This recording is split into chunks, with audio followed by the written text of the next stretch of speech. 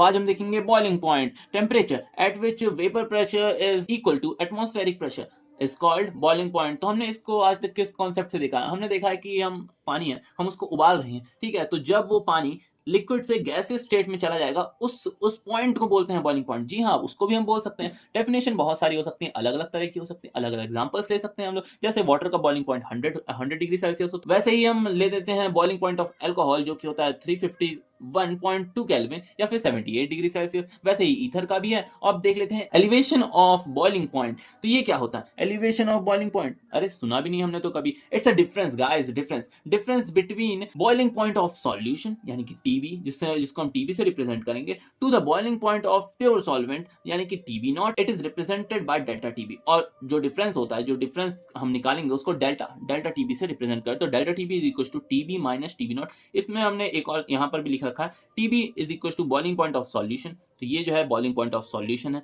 TB naught है boiling point of pure solvent. जो pure solvent का बॉइलिंग पॉइंट है वो कम होगा, क्योंकि सॉल्यूशन का तो ऑब्वियसली ज्यादा होने वाला है। क्योंकि नॉन वोलेटाइल मिलाएंगे तो नॉन वोलेटाइल को हम जितना ज्यादा गर्म, मतलब नॉन वोलेटाइल अगर हमने सॉल्यूट मिला रखा है तो हमको ज्यादा गर्म करना पड़ेगा, तब जाके उसके पेपर बनेंगे। समझ रहे हो धीरे धीरे? हाँ, ये अंग्रेजी की लैंग्वेज है गाइस, समझ नहीं आती। मैं आपको एक देसी एग्जांपल से बताता हूँ। देखो, 1 किलो पानी में 1 किलो शक्कर मिला रखी है, तो उसको गर्म करने में ज्यादा टाइम लगेगा या फिर सिंपल एक पतीले में पानी है उसको गर्म करने में ज्यादा टाइम लगेगा? जो पतीले का सिंपल पानी है ना, वो टीबी नॉट है, और जो शक्कर के साथ वाला सॉल्यूशन वाला है उसको टीबी बोलेंगे। तो देखो, हमको ज्यादा टाइम किसको लगेगा? जो ज्यादा बड़ा होता है उसमें से छोटे को माइनस करते हैं, इसलिए जो शक्कर वाला पानी होगा उससे हम नॉर्मल पानी को माइनस करेंगे। देखो, इतना इजी कॉन्सेप्ट है यार, कोई समझाता है कि इतना इजी से, है ना? तो ये है कॉन्सेप्ट पूरा एलिवेशन ऑफ बॉइलिंग पॉइंट का। बट ये चीज यहाँ पर रुकती नहीं है, बिकॉज हमको एक और चीज पता है कि हमको इसको कॉलिगेटिव प्रॉपर्टी भी तो बताना है यार। कॉलिगेटिव प्रॉपर्टी भी तो है ये। तो कैसे है ये कॉलिगेटिव प्रॉपर्टी? इसका भी कोई फॉर्मूला बताओ ना। तो देखो, एलिवेशन ऑफ बॉइलिंग पॉइंट होता है वो डायरेक्टली प्रोपोर्शनल होता है मोलैलिटी के। तो यानी कि delta TB is equal to KBM. KB यहाँ पर क्या है? केबी यहाँ पर एक कांस्टेंट है जो कि हमने यूज किया है, जिसको हम बोलते हैं